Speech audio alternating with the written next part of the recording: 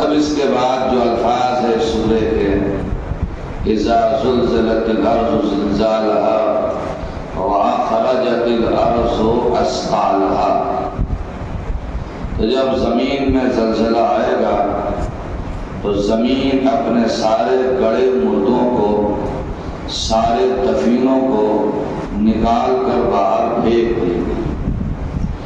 آیت کے اس ٹکڑے پر بھی 2 دن ٹھہرنے کی ضرورت ہے۔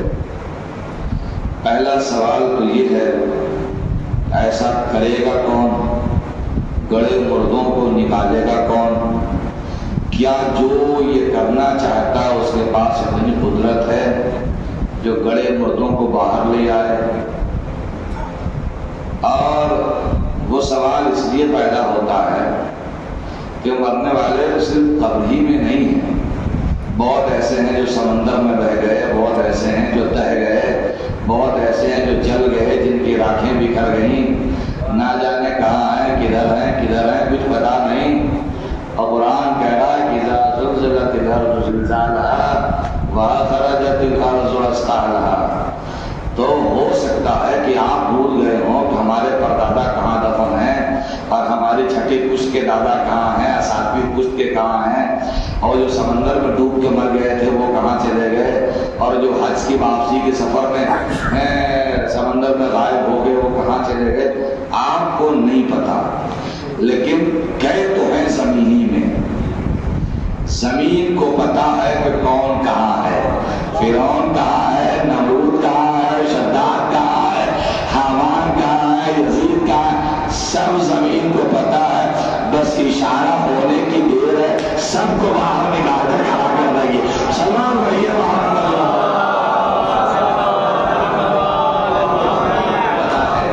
یہ زمین کو پتا ہے، تو کون کرے گا؟ تو القاریہ مل قاریہ وما ادراک مل قاریہ یوم یکون الناس کالفراش المبثوث وتکون الجبال کالعہن المنفوش۔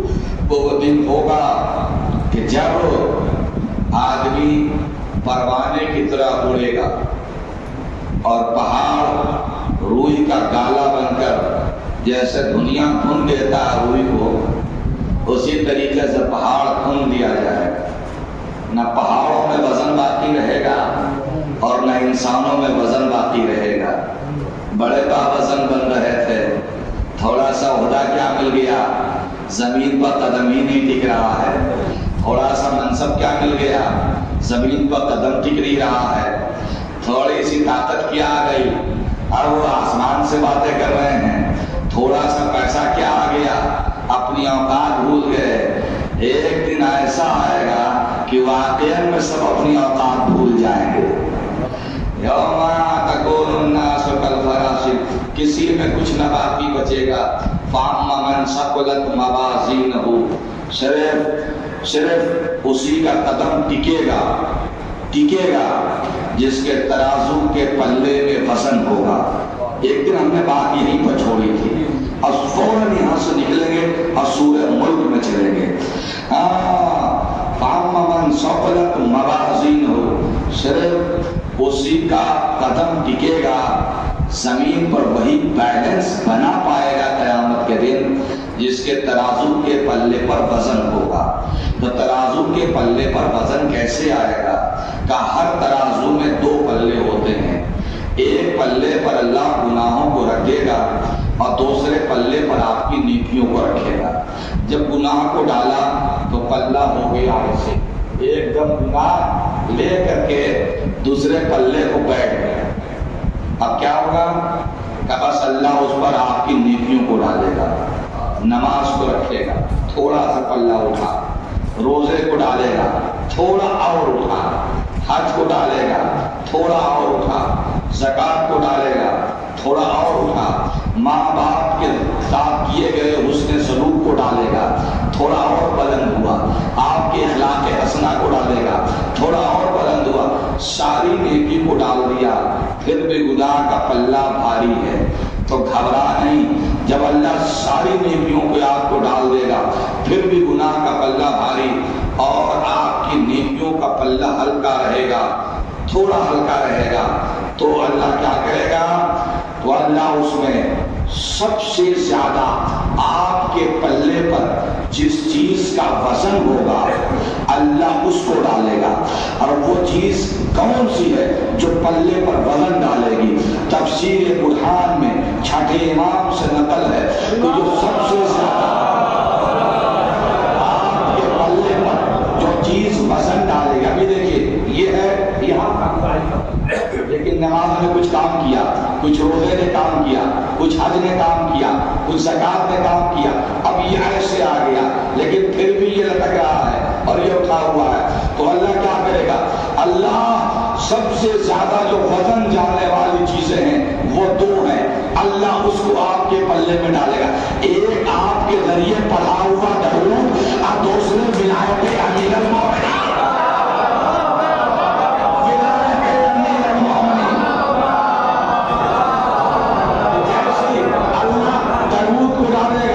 پلہ جو ایسے تھا وہ ایک دم ایسے ہو جائے گا, اور جیسے اس میں ولایت علی ابن ابی طالب کو ڈالا جائے گا تو گناہ کا پلہ ادھر چلا جائے گا, نیکی کا پلہ ادھر آ جائے گا. صلوات پڑھیے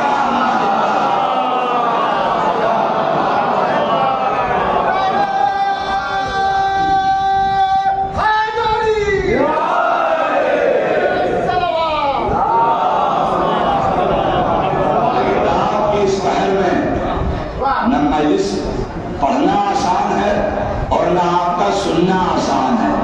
اگر میں پڑھ رہا ہوں اور آپ سن رہے ہیں تو یہ سب جو نام ہے اس بارگاہ کا انہی کا کرم ہے. سلام پڑھیے محمد.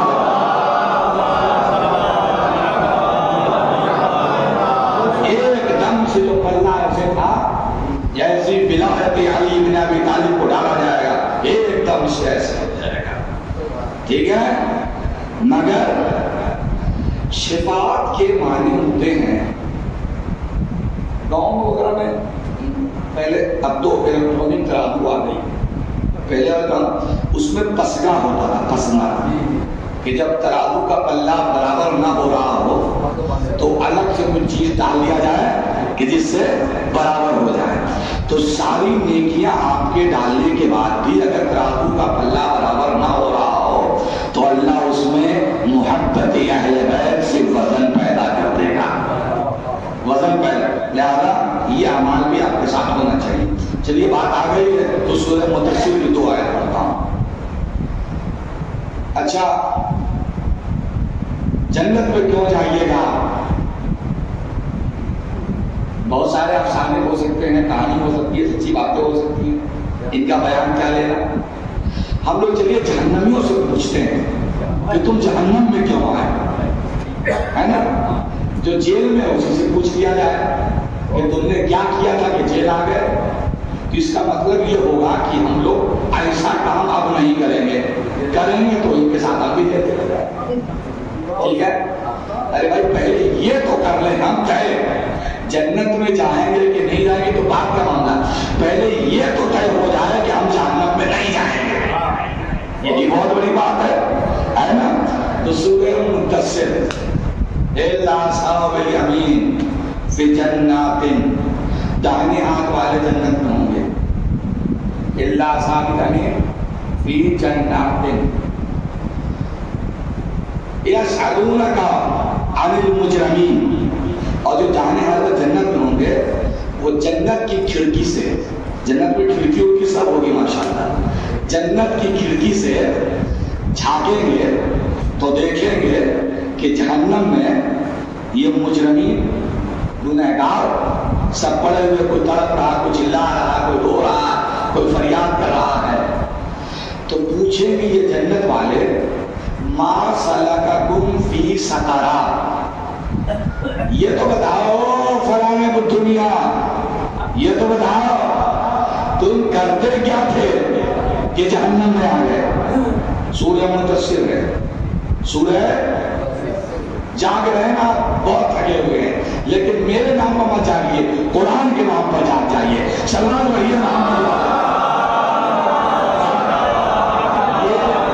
یہ مجھے سعادت حاصل ہے کہ میری مجلس کبھی فلاپ نہیں ہوتی, اس لیے نہیں ہوتی جب میں قرآن پڑھتا ہوں اور قرآن کبھی فلوپ نہیں ہوتا. سلمان پڑھیے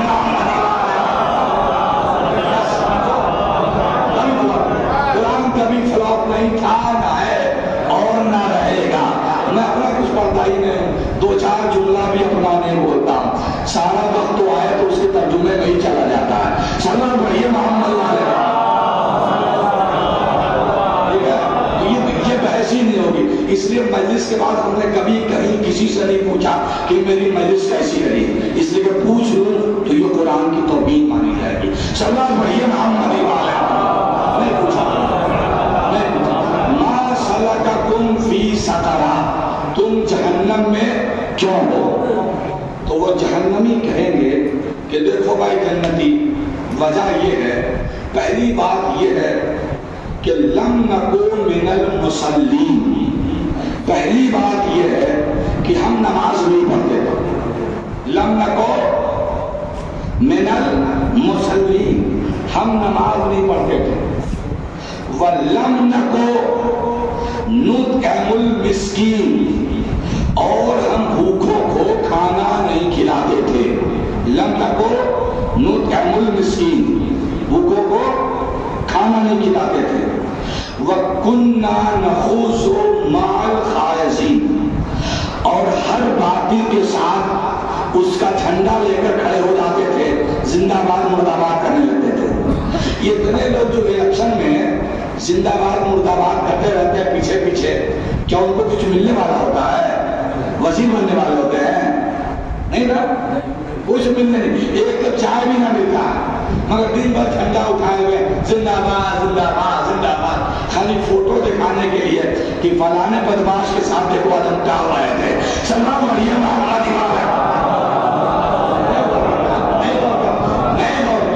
اتنے لوگ جو شام کے حکمرانوں کا حسینی جھنڈا چھوڑ کر ان کا جھنڈا اٹھائے ہوئے ہیں. بتاؤ اس زمانے میں اگر کسی نے جھنڈا اٹھایا تو ممکن ہے اس کو کچھ ملنے والا ہو، ممکن ہو اس کو اپنی جان جانے کا خوف ہو. آج جو جھنڈا اٹھائے ہوئے ہیں انہیں کیا مل رہا ہے؟ انہیں کیا مل رہا ہے؟ کچھ نہیں ملنے والا ہے. بس وہی پرانی عادت ہے، کنّا نخوض مع الخائضین. اچھا بلائے گا نہیں جائیں گے، بلایا برا بلائے گا تو دن بھر اس کے ساتھ رہیں گے. سلام پڑھیے محمد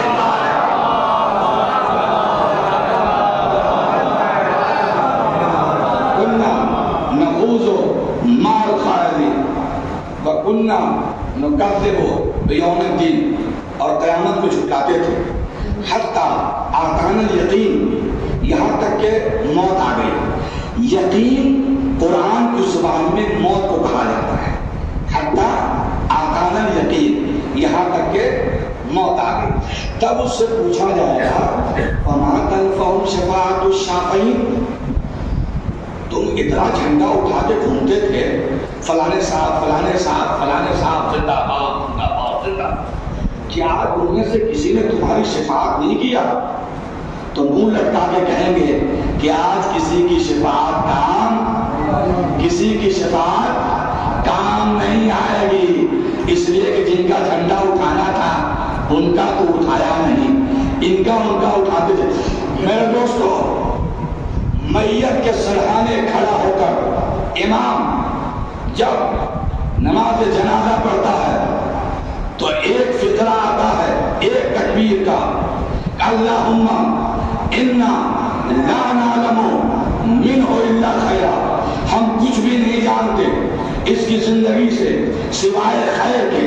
جبکہ وہ ایک نمبر جھوٹا، ایک نمبر بے نمازی، شرابی بھی تھا، جواری بھی تھا، بے ایمان بھی تھا، مگر امام کھڑا ہو کے کہہ رہا ہے کہ اللہم انا لا نعلم منہ الا خیرا. جو پڑوسی تھا بغل کا، ہر بات کو جانتا تھا، وہ بھی کہہ رہا ہے لا نعلم، ہم کچھ نہیں جانتے سوائے خیر کے. تو لوگ کہتے ہیں کہ بھائی سب مل کے اجتماعی طور پر آپ لوگ جھوٹ بول رہے ہیں.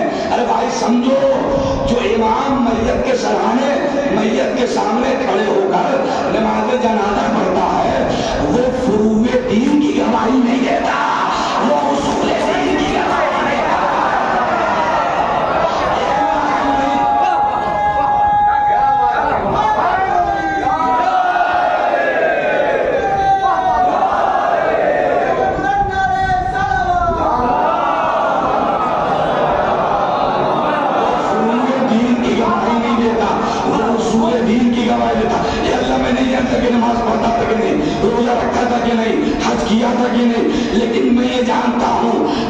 میں ماتم کرتا تھا اس کا یہ بھی ماتم کرتا تھا، جس سے میں محبت کرتا تھا اس سے یہ بھی محبت کرتا تھا، جس کو میں اللہ کا ولی مانتا تھا اس کو یہ بھی ولی مانتا تھا، جس کو میں امام مانتا تھا اس کو یہ بھی امام مانتا تھا۔ اور دنیا میں خیر کچھ بھی نہیں سوائے محبت اہل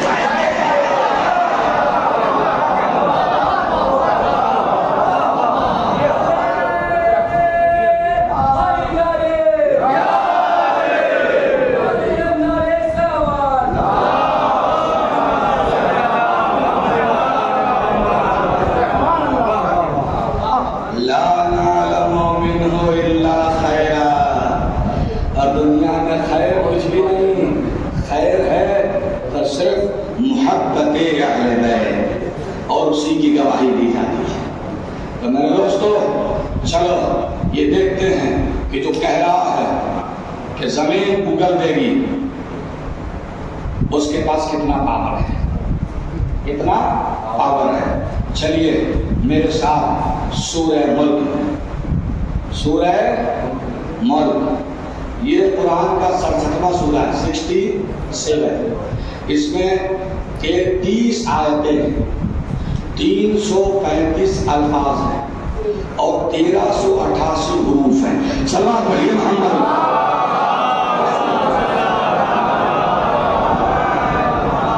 اور اس سورے کی فضیلت یہ ہے کہ حضرت ابو ہریرہ ہی اس روایت کے نام ہے، کوئی روایت نہیں کہ یہ سورہ وہ سورہ ہے کہ جو اس کی تلاوت کرے گا تو یہ سورہ اس کے حق میں قیامت کے دن اللہ سے مجادلہ کرے گا، مجادلہ،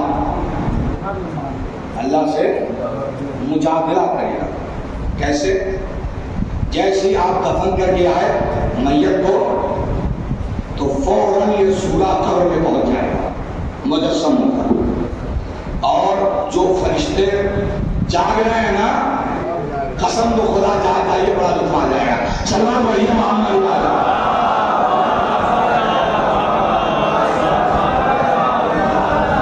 ابو ہریرہ کو تو کم سے کم سن لیجیے، وہ سورہ مجسم ہو کر آپ دفن کر کے آئے تو وہ سورہ بالکل مجسم ہو کر قبر میں پہنچ جائے گا، اور جو فرشتے عذاب دینے کے لیے آئے ہیں ان کو روکے گا کہ خبردار اس کو ہاتھ نہ لگاؤ۔ تو فرشتے پوچھیں کیوں؟ اس لیے کہ یہ میری تلاوت کیا کرتا تھا، تم اس کو ہاتھ نہ لگاؤ۔ تو فرشتے کہیں گے کہ ہم مجبور ہیں، مجھے معاف کرو، حکم پروردگار ہے اس پر کوڑا برسانے کا، لہذا ہم مجبور ہیں۔ تو وہ سورہ سیدھے قبر سے نکلے گا اور عرش کے پائے پر پہنچے گا، اور عرش کے پائے کو ہلا کر کہے گا اے میرا رب، کیا تو مجھ سے عذاب دے گا جس زبان سے، جس لہن سے میری تلاوت کی جاتی تھی؟ یہ ہے سورہ ملک۔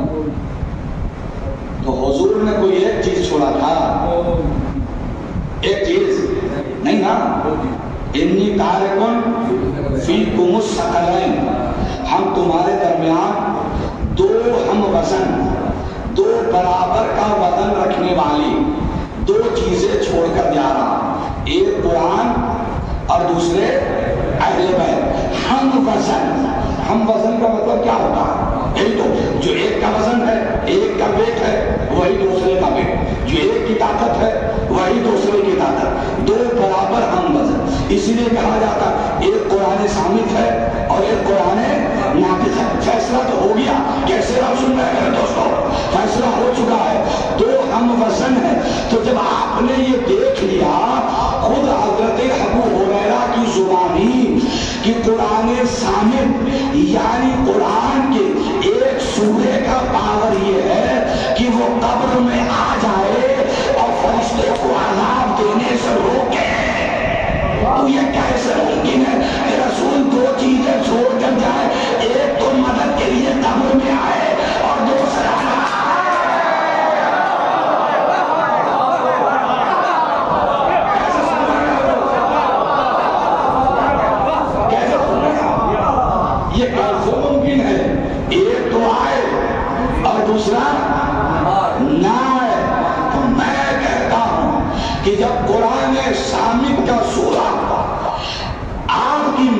ذریعے قبر میں آ سکتا ہے، اس لیے کہ آپ اس کی تلاوت کرتے تھے، تو قرآن ناطق کے طالب بھی آپ کے لیے مدد کے لیے آئیں گے، اس لیے کہ آپ ان کا نام لیا کرتے تھے۔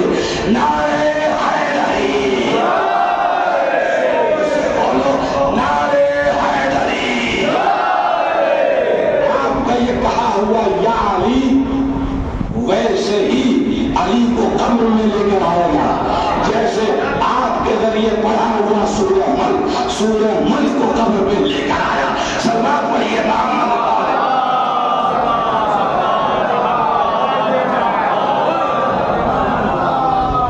یہ ہے سورہ ملک۔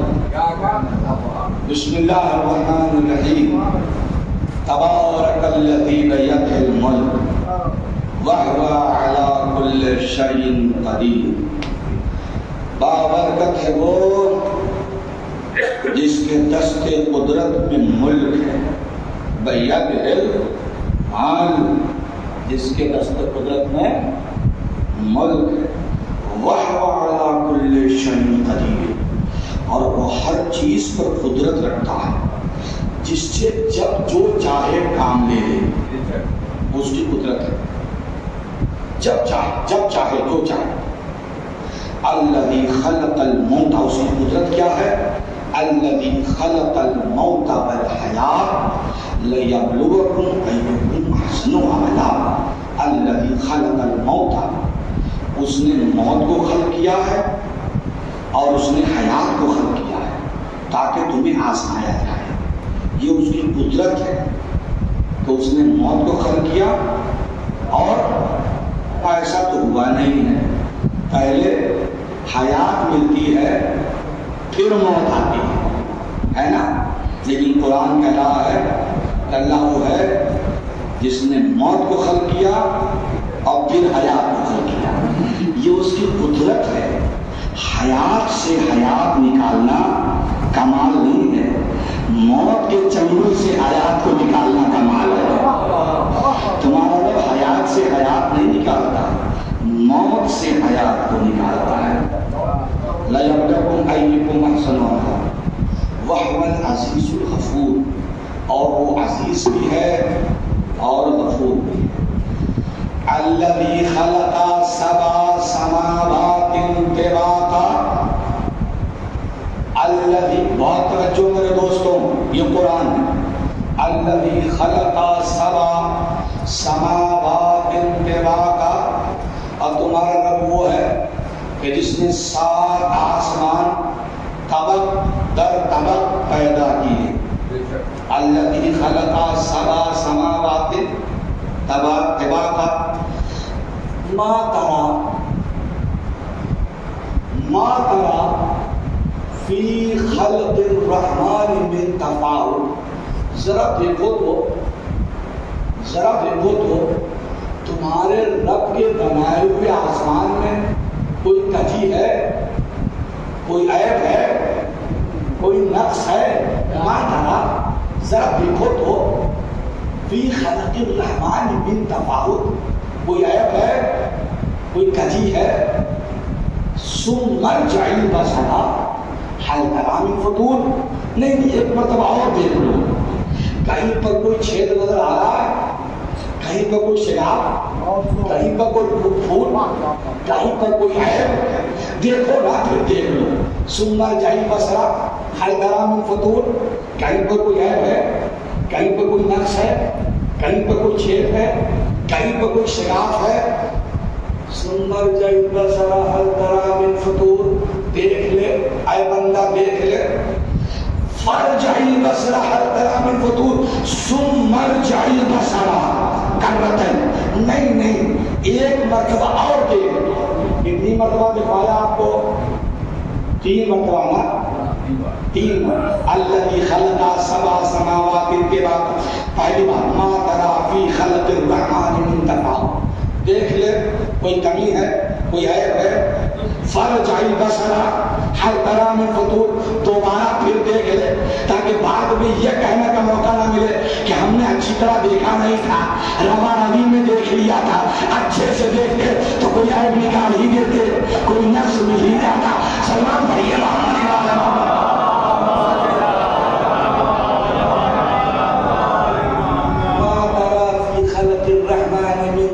بتاؤ فرجع البصر هل ترى من فطور ثم ارجع البصر پھر دیکھ لے. بصر مانے آنکھ نہیں، اتنی بار دیکھ کہ کرتین یا کبیرہ کرتین ینقلب، اتنی بار دیکھ کہ دیکھتے دیکھتے تیری آنکھ کے دیدے تھک جائیں.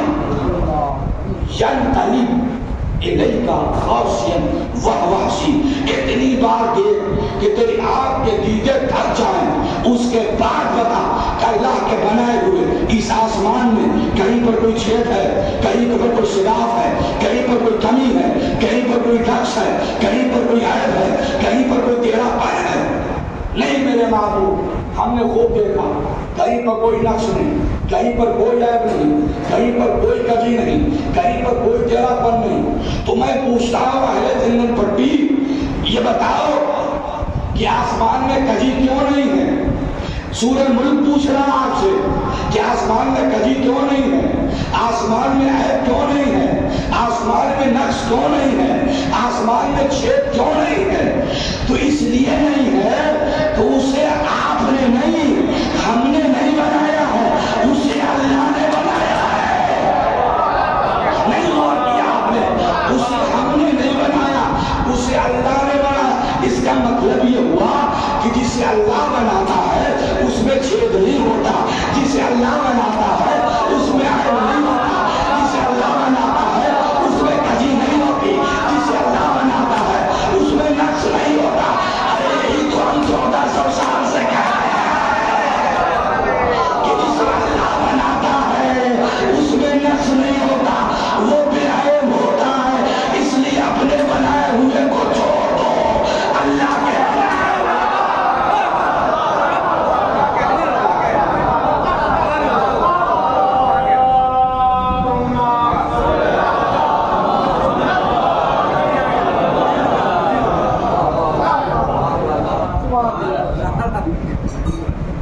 هل ترى من فطور ثم ارجع البصر كرتين ينقلب إليك خاسئا وهو حسير. لقد زينا السماء الدنيا بمصابيح وجعلناها رجوما للشياطين. اور ہم نے دنیا کے آسمان کو ستاروں سے سجا دیا ہے. جب بھی شیطان ادھر آتا ہے تو الہی میزائل مار کر اسے بھگایا جاتا ہے. رجوما للشیاطین وَأَعْتَدْنَا لَهُمْ عَذَابَ السَّعِيرِ لِلَّذِينَ كَفَرُوا بِرَبِّهِمْ عَذَابُ جَهَنَّمَ وَبِئْسَ الْمَصِيرُ. اور جو لوگ کفر اختیار کرتے ہیں ان کے لیے جہنم کا عذاب ہے جو ان کا بہترین ساتھی ہے. إِذَا أُلْقُوا فِيهَا سَمِعُوا لَهَا شَهِيقًا. بس میں اس کو ختم کر لے رہا ہوں اور کل پھر اسی پر گفتگو ہوگی. إِذَا أُلْقُوا فِيهَا سَمِعُوا لَهَا شَهِيقًا. اور جب انہیں قیامت کے دن جہنم میں پھینکا جائے گا تو پھینکا ایسے تھوڑی نہیں جائے گا اٹھا کر کے. اب گودی اٹھا کے جب دلہا کو گودی اٹھا کے لایا جاتا ہے، آپ کو گودی اٹھا کے ڈالا جائے گا. اتنی عزت نہیں ملنے والی ہے. ایک دم فرشتے یہ پنڈلی اور اس کے بعد ایسے نچائیں گے، ایسے نچاتے نچاتے سیدھے تو چھوڑیں گے ایک دم منہ کے بھل. یوما تقلب وجوہہم فی النار. اس دن منہ کے بھل جہنم میں پھینکے جاؤ گے. سلام بڑھئے محمد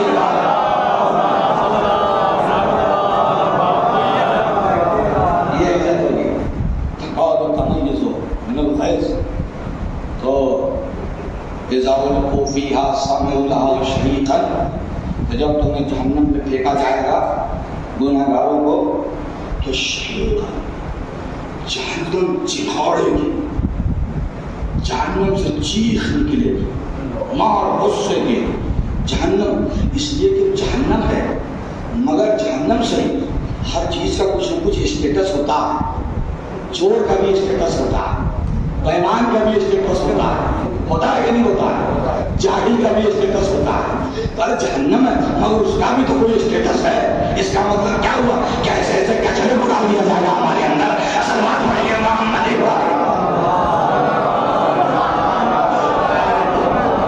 ऐसे आप सुन लें, ऐसे ऐसे कचरे को डाल दिया तो जहन्नम गुस्से से एकदम शहीदन तकादो तमय्यज़ु मिनल गैज़ कुल्लमा उल्किया फीहा, जब उन्हें डाला जाएगा तो मारे गुस्से के जहन्नम से मारे तकादो तमय्यज़ु मिनल गैज़। गैज़ के माने समझते हैं गुस्सा है ना, गुस्से से चीखेगा दो मिनट गैज़ फौजुन सालम खजाना तो वो सिपाही पहरेदार जो जहन्नम पर रखे गए हैं तो वो पूछेंगे इन लोगों से, अरे बदबख्तों तुम हो कौन कि जहन्नम भी तुम्हें लेने के लिए तैयार नहीं है, जन्नत की तो बू नहीं सुना, जहन्नम भी लेने के लिए तैयार नहीं है, तुम करते क्या थे। फौजुन सालम सवाल करेगा ना उनसे, खजाना तो अलम यातकुम नज़ीर, क्या तुम्हारे पास कोई डराने वाला नहीं आया था। अलम यातकुम नज़ीर, कोई डराने वाला नहीं आया था। तो वो मुंह लटका के कहेंगे कालू बला, कालू हाँ आया था। फिर क्या हुआ, आगे कालू बला लो कुन्ना नस्माओ औ नाक़िलो मा कुन्ना फी अस्हाबिस सईर, अगर हमने सुना होता और उसकी बात पर गौर किया होता तो आज हमारा हश्र ना होता। कालू बला, पता नहीं आप पहुंचे कि नहीं पहुंचे, कोई कालू बला आपको याद आ रहा है कि नहीं आ रहा है। सलमान भाई मोहम्मद हुजूर सल्लल्लाहु अलैहि वसल्लम ने मैदान गदीर में जब अली की विलायत का ऐलान किया तो हर तरफ से आवाज आती थी कालू बला कालू बला कालू बला। तो वो वाला जब कालू बला खालू के यहाँ चला गया तो जहन्नम वाले कालू बला ने पकड़ लिया। सलाम भाई मोहम्मद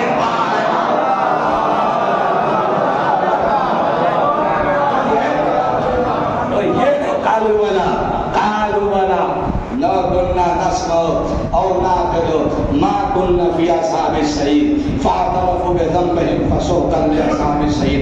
यही वक्त होगा जब वो अपने गुनाहों का इतराफ करेंगे और जहन्नम में चले जाएंगे। अल्लज़ीना यख़शौना रब्बहुम बिल-ग़ैबि व लहुम मग़फ़िरतुन व अज्रुन करीम। लेकिन वो लोग जो अल्लाह से डरते थे और गैब पर ईमान रखते थे उनके लिए बख्शिश है और अजर कबीर है। असुरु क़ौलकुम अबिजहरु बिही इन्नहु अलीमुन बिज़ाति सुदूर। तुम्हारा रब वो है कि जोर से बोलो तब भी सुन लेता है, धीरे से बोलो तब भी सुन लेता है, ना बोलो तब भी सुन लेता है। सलाम बढ़िया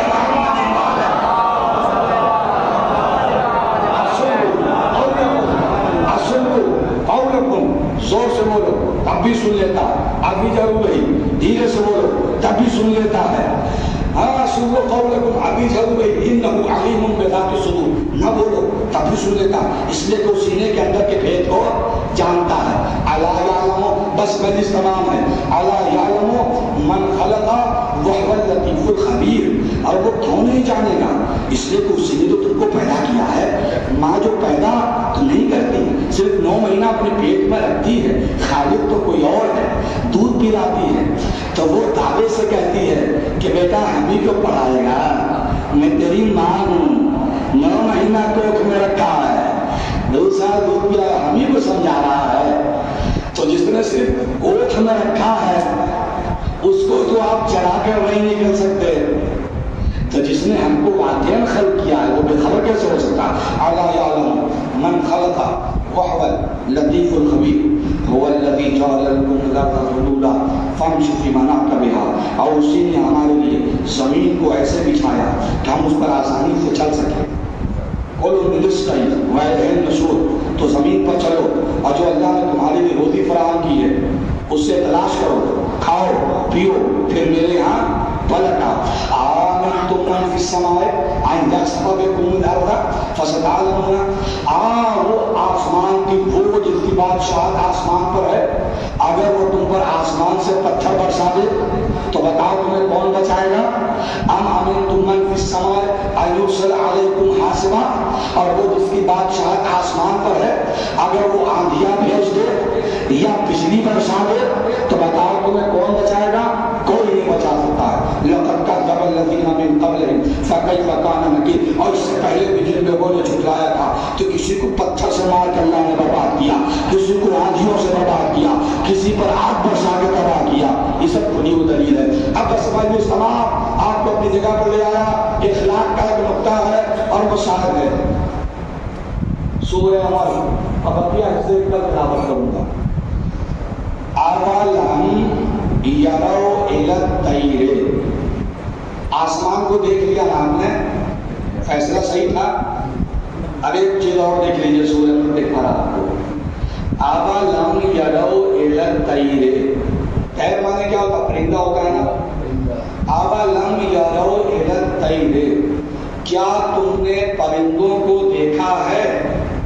اولم یرو الی الطیر فوقهم الصافات صافات صافات ویقبضن، تم نے پرندوں کو دیکھا ہے جو کبھی پر مارتے ہیں اور پھر کبھی پر کو سمیٹ لیتے ہیں۔ جب پرندوں کو ہائٹ پکڑنا ہوتا ہے تو پر مارتے ہیں، اور جب ہائٹ پر پہنچ جاتے ہیں تو پر کو سمیٹ لیتے ہیں۔ بات سمجھ میں آ رہی ہے نا؟ سورہ ملک سمجھ میں آ رہا ہے آپ کو؟ اولم یرو الی الطیر فوقهم الصافات، وہ کبھی پر مارتے ہیں اور کبھی پر کو روک لیتے ہیں۔ اولم، جب انہیں ہائٹ پر جانا ہوتا ہے تو پر مارتے ہیں، اور جب مناسب بلندی پر پہنچ جاتے ہیں جو ان کی منزل ہوتی ہے تو اس بات پر کو روک لیتے ہیں۔ تو اللہ پوچھ رہا ما یمسکہن الا الرحمن، یہ جو پرندہ پر کو روکے ہوئے ہے ہائٹ پر جا کر اور ٹکا ہوا ہے، نہ آسمان ہے نہ زمین، بیچ میں، تم ذرا سوچ کر بتاؤ اسے اس بلندی پر تم نے روک رکھا ہے، اس بلندی پر تم نے تھام رکھا ہے یا اس کو ہم نے تھام رکھا ہے؟ سوال ہے قرآن کا۔ اولم یرو الی الطیر فوقهم الصافات، پر مارتا ہوا ہائٹ پر جاتا ہے، جب ہائٹ پا لیتا تو روک لیتا۔ سلمان پڑھیے محمد والا سورہ ملک کی قسم اپنی آنکھوں کو کھول لیجیے صرف 2 منٹ کے لیے، پھر میں آپ کی مجلس کو اختتام کرنے کے لیے اولم یرو الی الطیر فوقهم الصافات ویقبضن، ان پرندوں کو تم نے روک رکھا ہے یا ہم نے روک رکھا ہے؟ کہ نہیں میرے باپ، میری کیا اوقات کہ ہم روکیں، تم نے روک رکھا ہے نا، اللہ ہی نے روکا ہے نا بلندی پر۔ میرے دوستوں یہ جملہ گرہ بنا کر جانا 4 محرم کی مجلس کا یہ جملہ ہے آپ کے لیے کہ بلندیوں پر پہنچنا آسان ہوتا ہے، بلندیوں پر ٹکنا بہت مشکل ہوتا ہے۔ بلندیوں پر پہنچنا بہت آسان ہے، جو محنت کرے گا وہ بلندی پر پہنچ جائے گا۔ اب بغیر محنت کیے بھی تھوڑا بغلی اگلی مارنے آتا ہوگا تب بھی آپ بلندی پر پہنچ جائیے گا، ہے نا؟ بہت سارے ایسے اسٹوڈنٹ ہوتے ہیں جو ایک حرف پڑھنے نہیں آتا ہے مگر خوب بغلی کیا ہے نا، اور معلوم ہے کہ ٹاپر آ گئے، ہوتا کہ نہیں ہوتا؟ فرسٹ ڈویژن ایک دم 600 نمبر۔ کہا کہ بلندیوں پر پہنچنا آسان ہوتا ہے، بلندیوں پر ٹکنا بہت مشکل ہوتا ہے۔ کتنے ایسے ساتھیوں کو آپ نے دیکھا ہوگا یہ ایک زمانے میں ٹوٹی بولتی تھی مگر غائب ہو گئے، ہے نا؟ کتنے ایسے عہدیداروں کو دیکھا ہوگا کہ ایک زمانہ ایسا تھا کہ ان کے اشارے پر صبح ہوتی تھی اور ان کے اشارے پر شام ہوتی تھی، وہ غائب ہو گئے۔ بلندیوں پر پہنچنا آسان، بلندیوں پر ٹکنا بہت مشکل ہے۔ ٹکتا وہی ہے جس کے ساتھ رحمت پروردگار شامل ہو جاتی ہے۔ یہی وجہ ہے کہ نہ جانے کیسے کیسے لوگ بلندیوں پر گئے، یہ بنی عباس، یہ بنی امیہ،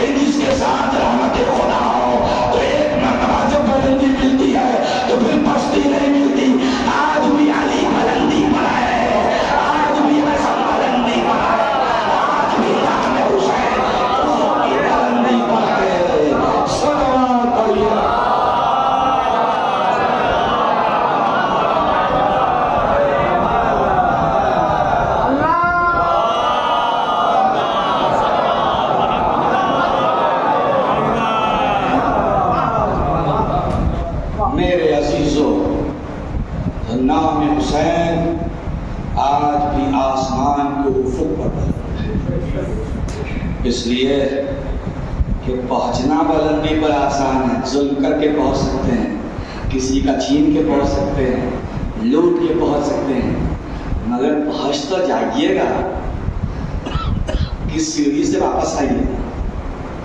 جب رحمت کی سیڑھی ہٹ جائے گی تو اوندھے منہ گر جائیے گا، سب گر گئے، سب غائب ہو گئے، لیکن جو رحمت کی سیڑھی سے گیا تھا بلندی وہ آج بھی چمک رہا ہے، چمک رہا ہے، اسی بلندی سے چمک رہا ہے۔ نام حسین چمک رہا ہے، نہیں نام خود چمک رہا ہے، نہیں نام جون چمک رہا ہے، نام آیا جون کا، دل چاہتا ہے کہ جون کا ہی چار جملے میں حسین۔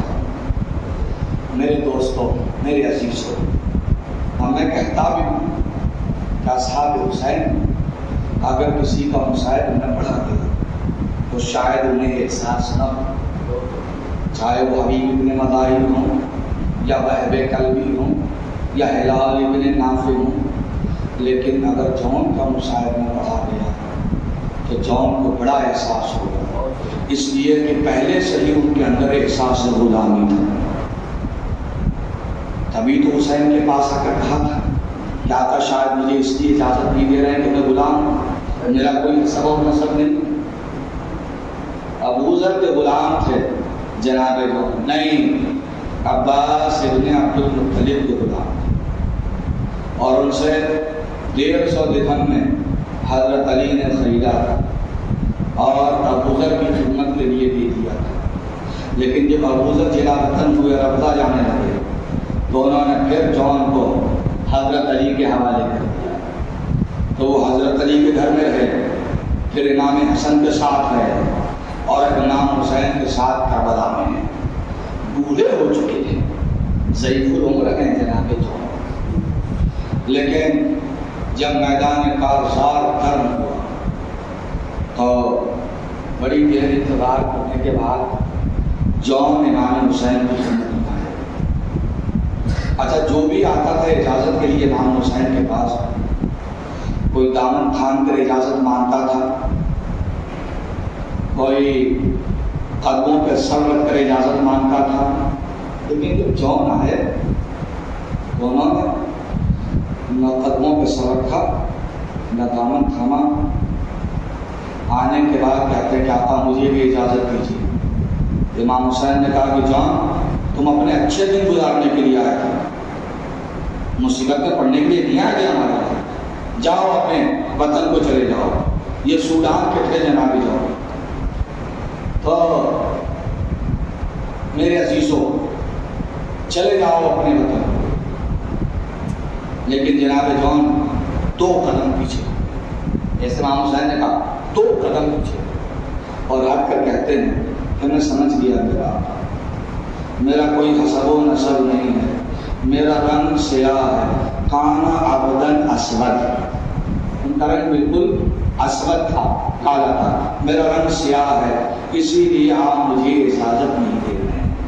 یہ سننا تھا، حسین طرف جون کو سینے سے لگا کہ جون یہ بارگاہ اہل بیت ہے، یہاں آقا اور غلام کے درمیان فرق نہیں کیا جاتا، ایک ہی دسترخوان پر غلام بھی بیٹھتا ہے اور آقا بھی بیٹھتے ہیں، کوئی تفریق نہیں ہوتی۔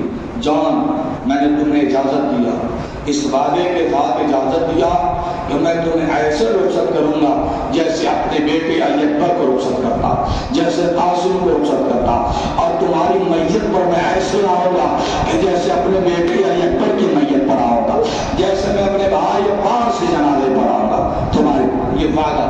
اس کے بعد جون کو رخصت کیا امام حسین نے، جون مقتل میں آئے، مگر جوش تھا، بوڑھے تھے مگر جوش تھا، بڑی زبردست حملہ کیا، للکار کر حملہ کیا، کئیوں کو واصل جہنم کیا، لیکن بہرحال ہوئے تھے، 3 دن کے پیاسے بھی تھے، بھوکے بھی تھے، زخموں سے چور ہو گئے جون۔ جب زخموں سے چور ہوئے تو گھوڑے سے زمین پر آئے، جان گھوڑے سے زمین پر آئے، آواز لگائی میرے آقا میرا سلام آخر قبول کیجیے، یا دیکھنے یا حسین ابن علی، بے امام حسین خدا کی قسم ویسے ہی دوڑے جیسے علی اکبر کی سنانی پہ دوڑے تھے، ویسے ہی دوڑے جیسے قاسم کی پکار پہ دوڑے تھے، ویسے ہی دوڑے جیسے عباس کے بلاوے پہ دوڑے تھے، اور جان کی میت کے قریب پہنچے، اور اس کے بعد جان کا سر اٹھا کر اپنے زانو پر رکھا. جان آنکھیں کھولو، دیکھو تمہارا سر حسین کے زانو پر ہے. جان آنکھیں کھولو، تمہارا مقدر کا ستارہ چمکا. جان تمہارا سر حسین کے زانو پر ہے. ہاں باب اللہ. اس کے بعد زانو پر جان کا سر رکھا، اور اس کے بعد حسین نے اپنے سر کو جھکانا شروع کیا. اتنا جھکایا، اتنا جھکایا، اتنا جھکایا کہ آپ کا رخسار جان کے رخسار سے مس ہونے لگا. اور جب جان کے رخسار سے امام حسین کا رخسار مس ہونے لگا تو کربلا آسمان کی طرف منہ کر کے میرے آقا نے کہا اللہم بیض وجہہ وریہ. اے میرے اللہ، تو جان کے چہرے کی سیاہی کو سفیدی میں بدل دے، خون کی بدبو کو خوشبو میں بدل دے. وحشرنا مع الابرار، اور ان کے حشر اہل بیت رسول کے ساتھ کر.